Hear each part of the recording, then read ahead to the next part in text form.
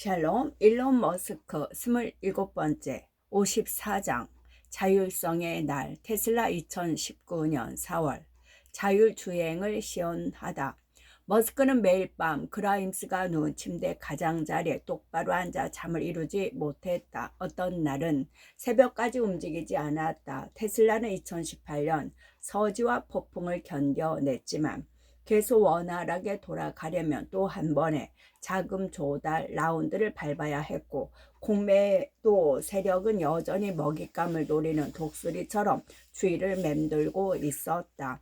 2019년 3월 그는 다시 위기 및 드라마 모드에 돌입했다. 어느 새벽 그는 그라임스에게 말했다. 자금을 조달하지 못하면 완전히 망하는 거야. 그는 분위기를 반전시키고 테슬라가 세계에서 가장 가치 있는 자동차 회사가 될 것이라는 확신을 투자자들에게 심어줄 수 있는 원대한 아이디어를 구상해내야 했다. 어느 날 밤 그는 불을 켜놓은 채 조용히 빈 공간을 응시했다. 제가 잠깐씩 잠들었다가 깨어서 보니까 그냥 계속 입을 꾹 다물고 침대 가장자리에 생각하는 사람 조각상처럼 앉아있더군요. 그라임스의 말이다. 아침에 일어난 그녀에게 그가 말했다. 해결책이 나왔어. 해결책은 바로 테슬라에서 자율성의 날 행사를 개최하여 투자자들에게 테슬라가 스스로 운전할 수 있는 자동차를 만드는 과정을 보여주면서 자율주행을 시연하는 것이라고 그가 설명했다.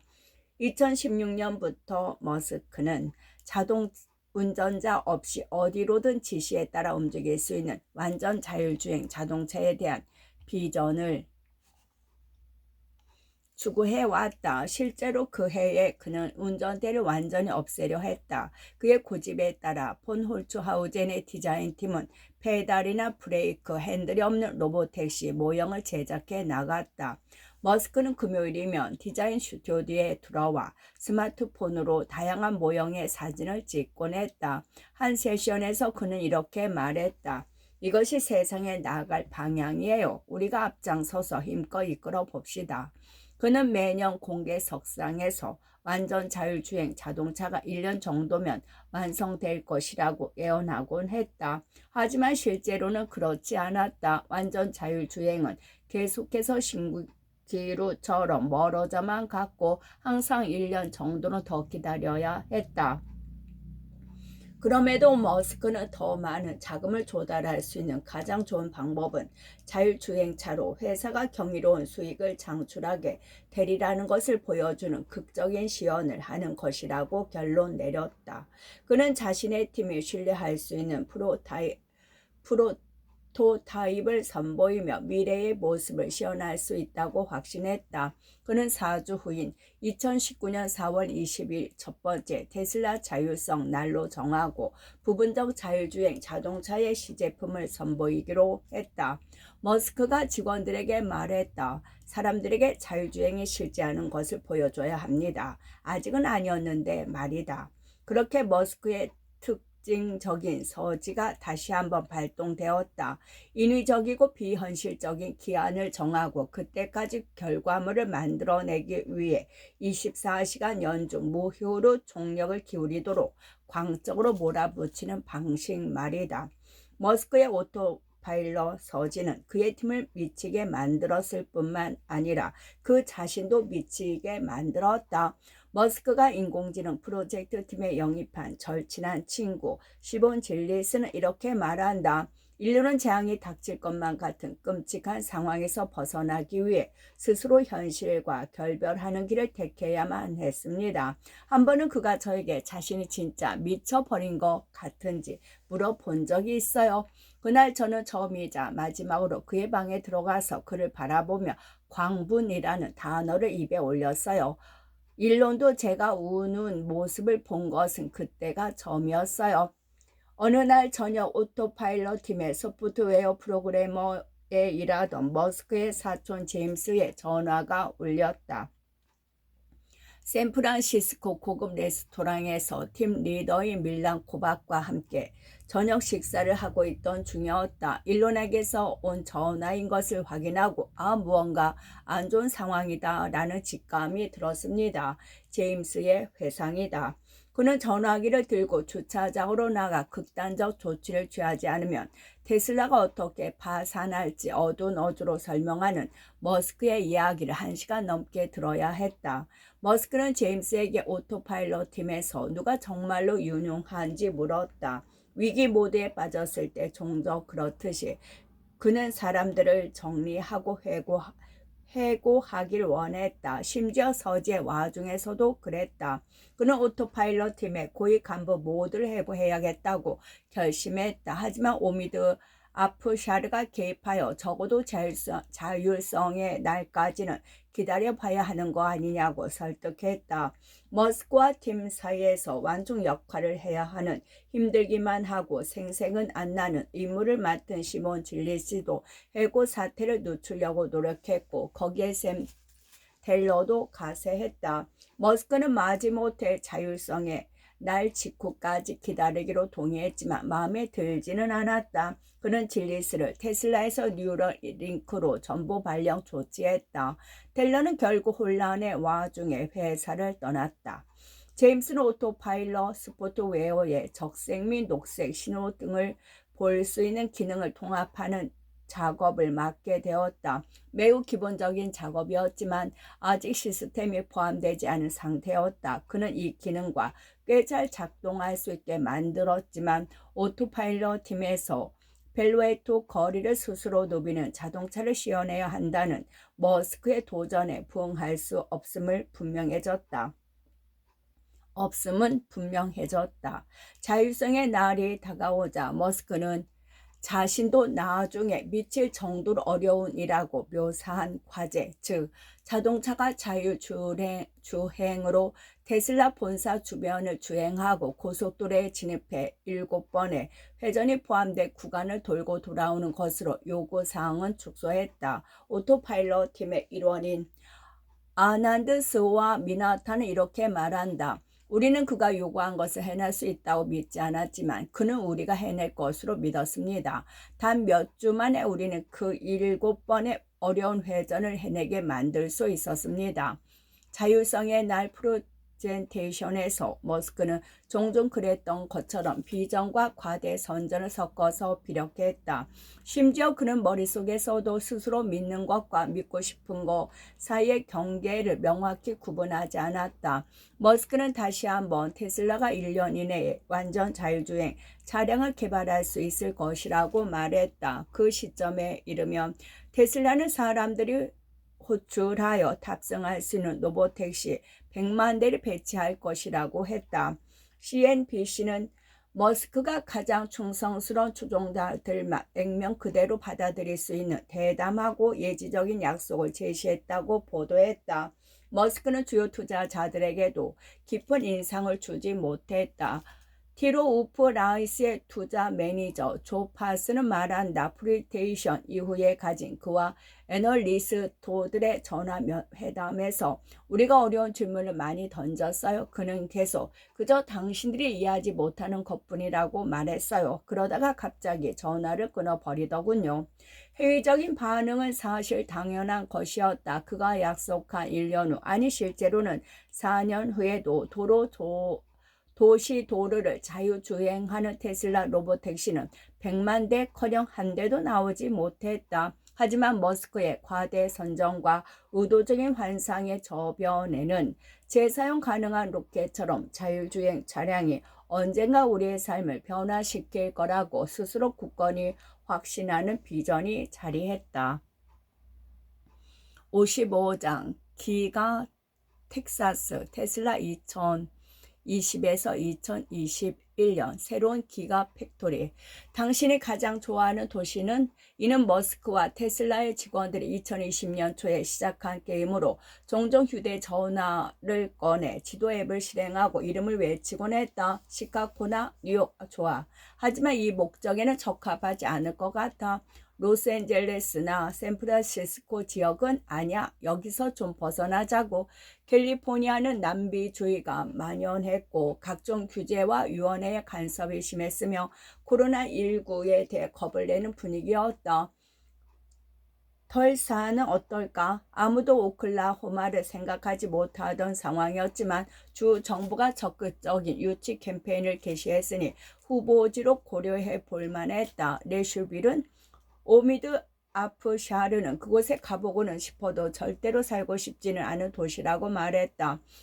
댈러스? 다들 텍사스는 매력적이지만 댈러스는 너무 텍사스 같다는 데 동의했다. 그렇다면 대학 도시 오스틴은 어떨까? 즐기는 음악도 더 낫고 나름의 개성을 보호한다는 자부심을 가진 도시가 아닌가. 사는 기가 팩토리라는 이름을 붙일 수 있을 만큼 큰 새로운 테슬라 공장을 어디에 짓느냐는 것이었다. 캘리포니아 프리몬트 공장은 곧 일주일에 8,000대 이상의 자동차를 생산하며 미국에서 가장 생산성 높은 자동차 제조 시설이 될 것이었지만 생산 능력이 한계에 도달하고 있었고 공장을 확장하는 것도 어려운 상황이었다. 아마존 제2사옥의 위치를 정할 때 위치 희망 도시들로 하여금 공개 경쟁을 하게 했던 제프 베노스와 달리 머스크는 종종 그렇듯이 자신과 경영진의 직관을 믿고 직감으로 결정을 내리기도 했다. 그는 정치인의 구애와 컨설턴트와 파워포인트 프레젠테이션에 시달리며 몇 대를 허비하는 것이 싫었다. 2020년 5월 말 마침내 의견 일치가 이루어졌다. 처음으로 인간 우주 비행사들을 태운 스페이스X 로켓의 발사가 예정되던 날 머스크는 케이프 커네버럴의 관제실에 앉아 있었다. 그는 발사를 15분 정도 앞둔 시점에 아프사르에게 문자를 보냈다. 털사와 오스틴 중 어디서 살고 싶은가? 아프샤르가 털사에 대해 적절하게 거절 의사를 밝히며 머스크가 예상한 대답을 내놓자 머스크는 바로 답장을 보냈다. 좋아, 오스틴으로 가는 거야. 거기 책임은 당신이 맡아. 비슷한 과정을 거쳐 유럽 기가팩토리 공장 부지로 베를린이 선정되었다. 베를린과 오스틴의 공장은 2년 이내에 완공되어 프르몬트 및 상하이와 더불어 테슬라 자동차 생산의 기둥이 될 터였다. 착공 1년 후인 2021년 7월 오스틴 기가팩토리의 기본 구조가 완성되었다. 머스크와 아프사르는 임시 건설 사무실 벽 앞에 서서 여러 단계의 현장 사진을 살펴보았다. 우리는 각종 규제에도 불구하고 상하이 때보다 평방미터당 200빠른 속도로 공장을 짓고 있습니다. 아프샤르가 말했다.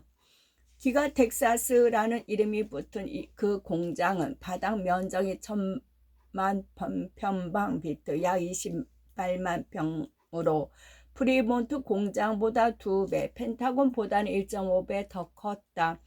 아프샤르는 계획대로 중위층이 추가되면 바닥 면적 기준으로 세계에서 가장 큰 공장이 될 수 있다고 말했다. 하지만 중국에는 더 넓은 면적의 쇼핑몰이 있었고 다양한 대형 경납고 시설을 갖춘 보행의 규모가 더 크다 할 수도 있었다. 세계에서 가장 큰 시설이라고 말할 수 있으려면 이곳을 얼마나 더 크게 만들어야 할까? 머스크가 물었다. 향후 50만 평방피트 규모의 확장을 고려하고 있었지만 아프샤르는 그래도 세계에서 가장 큰 시설이 되기는 힘들 것이라고 대답했다. 머스크는 고개를 끄덕였다. 한동안 침묵이 흘렀다. 그런 다음 그는 그 아이디어를 포기했다. 건축업자들은 아프샤르에서 바닥에서 몇 피트 위로부터 전장까지 이어지는 대형 창문의 설치 계획도를 보여주었다. 바닥부터 전장까지 싹 다 이어지는 창문으로 간다고 하지 않았나요? 그가 물었다. 그러자 높이 32피트의 특수 제작 착륙에 대한 제안이 돌아왔고 아프샤르는 머스크에게 그 사진을 보여주었다. 유리에 대한 집착이 강했던 스티브 잡스가 애플의 뉴 5번가 매장과 같은 쇼케이스 현장에 거대한 유리창을 설치하는데 비용을 아끼지 않았다. 머스크는 좀 더 신중했다. 그는 유리가 그렇게 두꺼워야 하는지에 대해 의문을 제기하고 유리의 두께가 태양열로 건물을 데우는 방식에 어떤 영향을 미치는지 물었다. 비용의 관점에서 어리석은 선택을 해서는 안 되는 거지요. 머스크의 말이다. 어느 날 그는 거의 완공된 공장을 돌아다니면서 제조 라인을 따라 각 스테이션에 빼놓지 않고 둘렀다. 그러다가 강철을 냉각하는 스테이션에서 기술자에게 이렇게 물었다. 냉각수를 더 빠른 속도로 흐르게 할 수는 없나요? 기술자는 냉각 공정을 진행할 수 있는 속도의 한계에 대해 설명했다. 머스크는 반발했다. 그 한계가 실제로 강철의 물리학에 근거한 건가요? 냉각 공정을 빠르게 진행하면 강철이 겉은 바삭하고 속은 쫄깃하게 구워지는 쿠키처럼 될 수도 있다는 건가? 기술자는 자신의 입장을 고수하며 물러서지 않았다. 머스크는 더 이상 그를 복가되지 않았지만 직감적으로 그 과정을 1분 이하로 단축할 수 있다고 결론 내렸다. 그리고 그 목표를 달성할 수 있는 방법을 기술자에게 찾으라고 했다. 분명히 말하지만 냉각 주기는 59초 이내로 맞출 수 있으니까 그렇게 하세요. 그렇게 하지 못하면 내가 다시 와서 직접 시범을 보이겠소. 초대형 주조 기계. 2018년 말 어느 날 머스크는 펠로엘토의 테슬라 본사에 있는 자신의 책상에 앉아 모델 S 소형 장난감 버전을 가지고 놀고 있었다. 실제 자동차를 그대로 축소해 놓은 것처럼 보이는 장난감이었다. 머스크가 분해해 보니 내부에 서스펜션, 차체의 무게를 받쳐주어 진동이 차에 전달되는 것을 막아주는 장치까지 장착되어 있었다. 하지만 자동차의 하부 전체가 하나의 주형 금속판으로 되어 있었다. 그날 팀 회의에서 머스크는 장난감을 꺼내 흰색 회의 탁자 위에 올려놓았다. 왜 우리는 이렇게 하면 안 될까요? 그가 물었다. 엔지니어 중 한 명이 실제 자동차의 하부를 훨씬 더 크다는 당연한 사실을 지적했다. 그만한 크기를 다룰 수 있는 주조 기계가 없다는 것이었다. 그 대답은 머스크를 만족시키지 못했다. 가서 방법을 찾아보세요. 그가 말했다. 더 큰 주조기를 만들어 달라고 해보세요. 그렇게 한다고 해서 물리 법칙을 어기는 것도 아니잖아요. 머스크와 경영진은 6개의 주요 주조 회사에 전화를 걸었지만 그중 5개 회사가 그 아이디어를 일축했다. 하지만 고압 주조 기계를 전문 제작하는 이탈리아의 아이드라프레스라는 회사가 모델 Y의 전면부터 후면까지 하부 전체를 주조할 수 있는 초대형 기계를 제작하는 데 동의했다. 그렇게 우리는 세계에서 가장 큰 주조 기계를 제작했습니다. 아프샤르는 말한다. 현재 모델 Y 6,000톤급 주조기를 쓰고 있고 앞으로 사이버 트럭에도 9,000톤급 주조기를 사용할 예정입니다. 이 기계는 용융 알루미늄을 주조 금형에 주입하여 전에는 용접과 리벳, 접착으로 결합해야 하는 100개 이상의 부품으로 구성되던 전체 세시를 단 80초 만에 만들어낼 수 있다. 기존 공정에서는 틈새나 덜컹거림, 누수 등이 발생했다. 그렇게 끔찍한 악몽과 같은 공정에서 엄청나게 저렴하고 쉽고 빠른 공정으로 바뀌었지요. 머스크의 말이다. 이 과정을 통해 머스크는 장난감 사업에 대한 이해가 깊어지고 인식도 높아졌다. 그들은 결함 없이 매우 빠르고 저렴하게 제품을 생산해야 해요. 크리스마스 시즌에 맞춰 제때 생산하지 못하면 울성이 될 수밖에 없는 구조잖아요. 그는 팀원들에게 장난감 로봇이나 레고 같은 곳에서 아이디어를 얻으라고 거듭 강조했다. 그는 공장 현장에서 기계공들에게 레고 조각의 고정 및 조형에 대해 이야기하곤 했다. 레고 조각은 10미크론 100만 분의 1미터 이내의 정확성과 통일성을 자랑하는데 이는 어떤 부품이나 다른 부품에서 쉽게 교체할 수 있다는 것을 의미한다. 자동차 부품도 그렇게 만들어야 했다. 머스크는 말한다.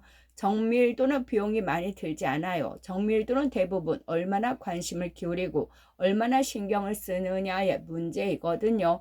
정밀하게 만들고 싶으면 정밀하게 만들 수 있는 겁니다. 56장 머스크의 아이들 2020년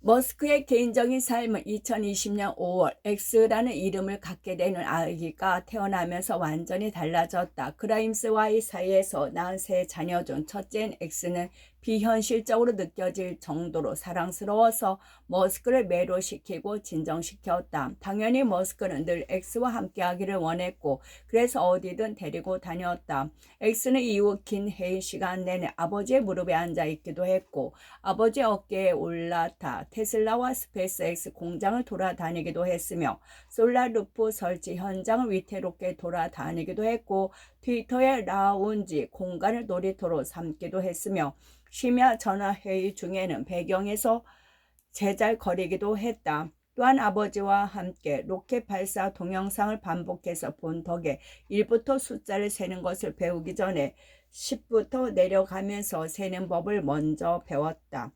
일론과 X 둘의 상호작용은 머스크 집안 특유의 면모를 보여주었다. 두 사람은 긴밀하게 유대감을 형성하고 있지만 역설적으로도 약간은 거리를 두며 서로의 존재를 소중히 여기면서도 서로의 공간을 존중하는 모습을 보였다. 머스크는 자신의 부모가 그랬던 것처럼 X를 과잉 보호하거나 X에게 집착하지 않았다. X 역시 부모에게 들러붙어 떨어지지 않으려 하거나 의존하는 모습을 보이지 않았다. 둘 사이에 상호작용은 많았지만 자주 포옹을 하지는 않았다. 체외 수정을 통해 아이를 임신한 머스크와 그라임스는 딸을 가질 계획이었지만 2019년 버닝맨이 참가하기 위해 준비하던 중에 이식된 수정란이 남자아이로 판명되었다는 소식을 들었다. 부부는 이미 초당 100경회의 연산을 수행할 수 있는 슈퍼컴퓨터의 연산 능력을 가리키는 엑스프롭이라는 말에서 따온 XR을 딸 이름으로 정해놓은 상태였다. 그래서 그들은 아이가 태어나던 날부터 남자아이의 이름을 정하는 데 어려움을 겪었다. 그들은 결국 자동 생성된 두 루이드 암호처럼 보이는 XSA 웨일즈를 아이의 이름으로 정했다. 그라임스는 X가 미지의 변수를 의미한다고 말했다. 라틴어와 고대 영어에서 애쉬의 발음대에는 애쉬는 나의 사랑, 요정이라는 의미였다. 캘리포니아 주에서는 이름의 숫자를 사용할 수 없게 출생증명서에 표기해야 했던 에이브 웰브가 머스크가 아크에인젤이라는 멋진 스파이 비행기를 참고해서 제시한 이름이었다. 그라임스는 에이브 웰브에 대해 무기가 아닌 정보로 싸운다는 의미라고 말한다. 세 번째 이름은 늘 다툼거리가 되곤 합니다. 너무 복잡하다고 일론이 없애버리자고 하거든요. 저는 뭐 5개까지는 생각이 있지만 셋으로 타협한 셈입니다. X가 태어났을 때 머스크는 그라임스가 제왕절개 수술을 받는 사진을 찍어 아버지와 동생들을 포함한 가족과 친구들에게 돌렸다. 그라임스는 당연히 경악을 금치 못했고 사진을 삭제하도록 하기 위해 동분서주 움직였다.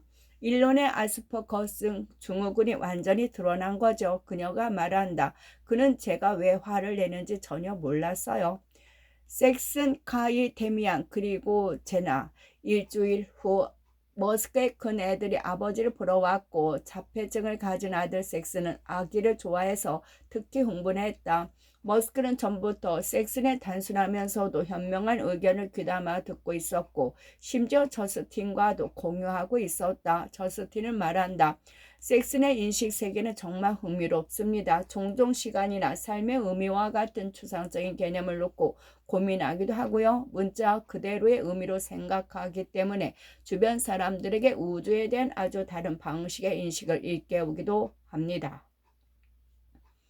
섹스는 시험관 아기를 통해 새 쌍둥이로 태어났으며 그중 카이와 데미안은 일란성 쌍둥이다. 처음에 이 둘은 너무 닮아서 저스틴도 구분하기 힘들었다고 한다. 하지만 그들은 유전과 환경, 우연의 역할에 대한 흥미로운 연구 대상이 되었다. 머스크는 말한다.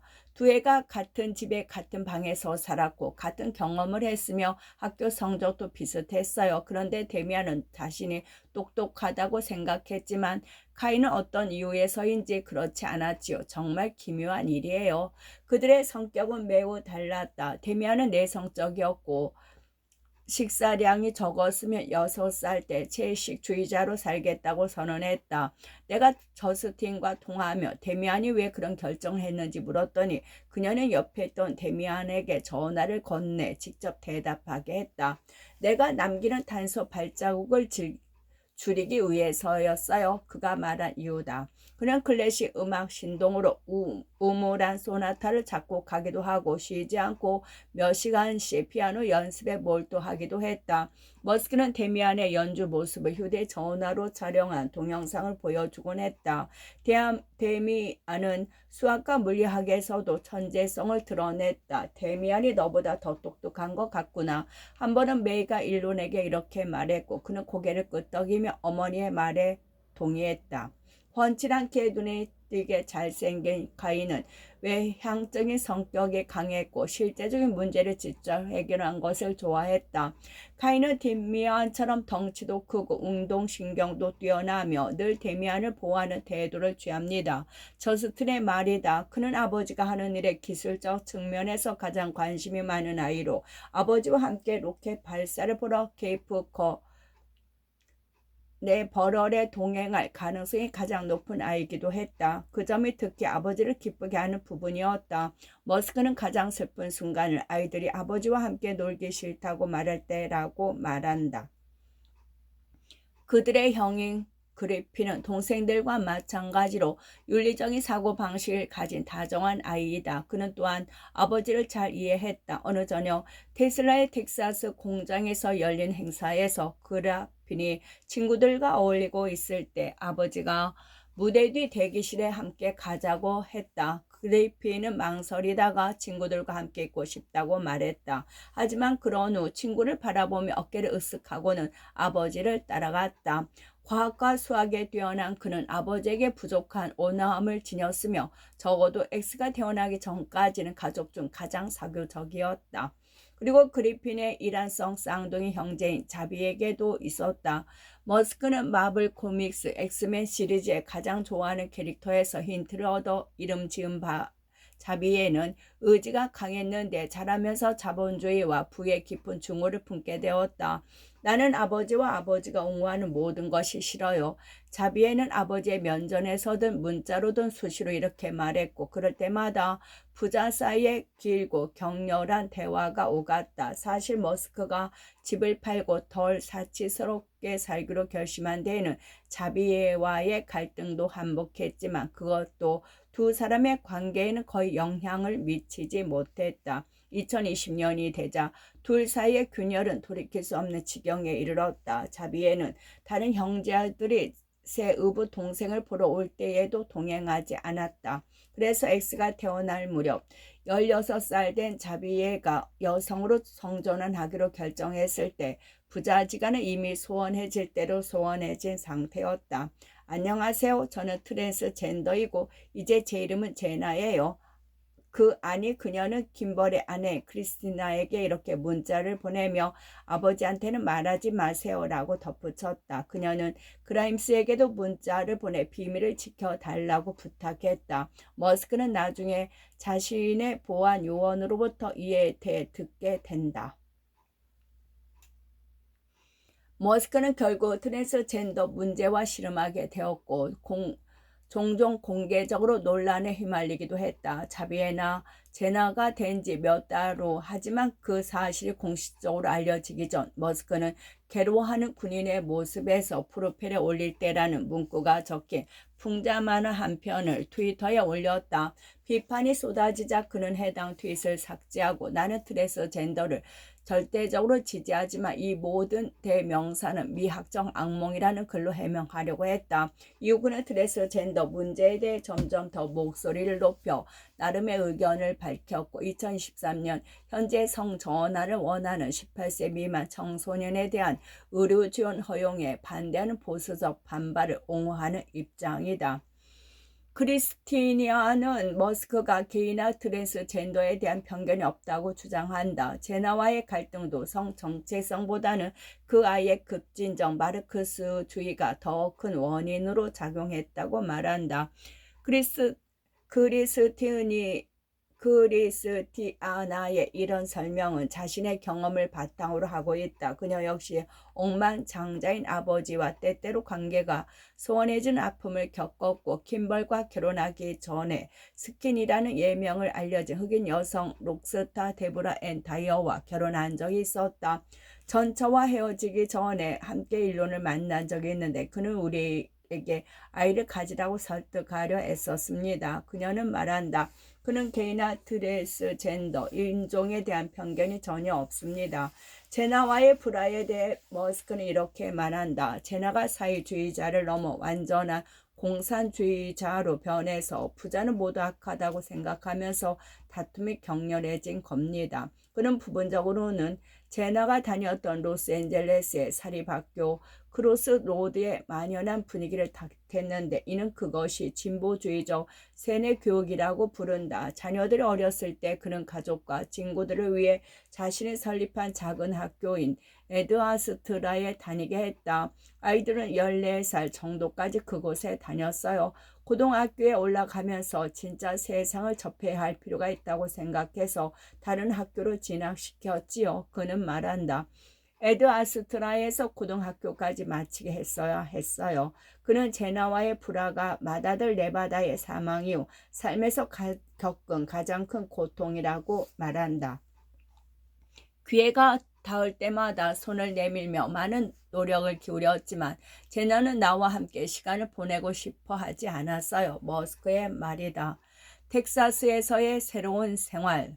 제나와의 갈등을 계기로 머스크는 억만장자들에 대한 반발에 민감해졌다. 그는 회사를 성공으로 이끌고 회사에 투자된 돈을 보유함으로써 부자가 되는 것에는 아무런 잘못이 없다고 믿었다. 하지만 2020년 이르러 그는 그러한 부를 현금화하여 개인 소비에 낭비하는 것은 비생산적이며 부적절하다고 생각하게 되었다.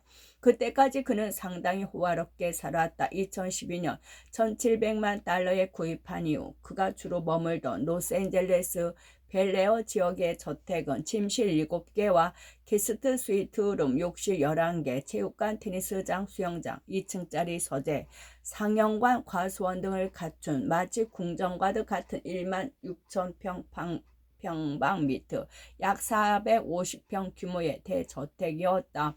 그의 5 자녀는 그곳을 자신들의 성이라고 여겼다.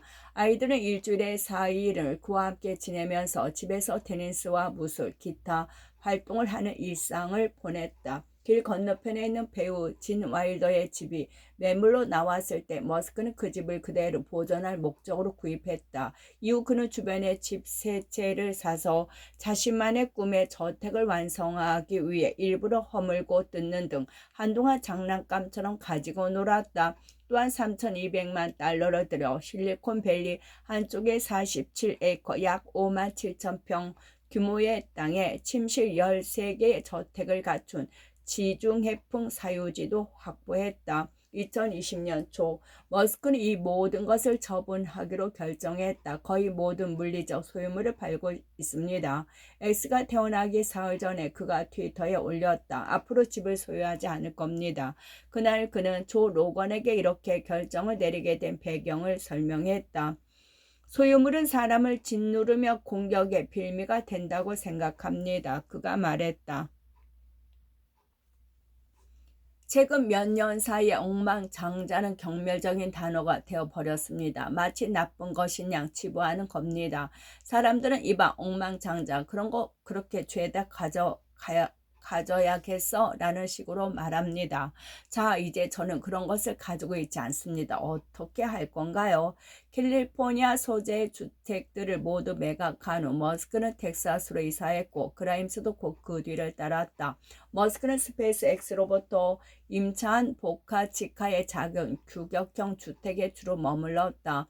머스크는 오스틴에서 많은 시간을 보냈으며 페이팔 시절에 친구 켄 하워리가 스웨덴 대사를 지낸 후 세계 여행을 떠난 동안에는 그의 집을 빌려 살기도 했다. 콜로라도 강에 위에 형성된 호수 주변에 위치한 8,000평방 피트 약 225평의 그 저택은 오스틴의 다른 억만장자들도 살고 있는 고급 주택 단지에 속해 있었다. 월스트리트 저널이 그가 살고 있다고 보도하기 전까지만 해도 그곳은 휴일에 아이들을 불러 모아 함께 지내기에 완벽한 장소였다. 월스트리트 저널이 그렇게 개인 정보를 퍼뜨린 후 더 이상 켄의 집에 머물 수 없었다. 그는 말한다. 사람들이 계속 주변에 몰려들었고 어떤 이는 내가 없는 사이에 기어코 대문을 통과해 집 안으로 들어오기까지 했지요.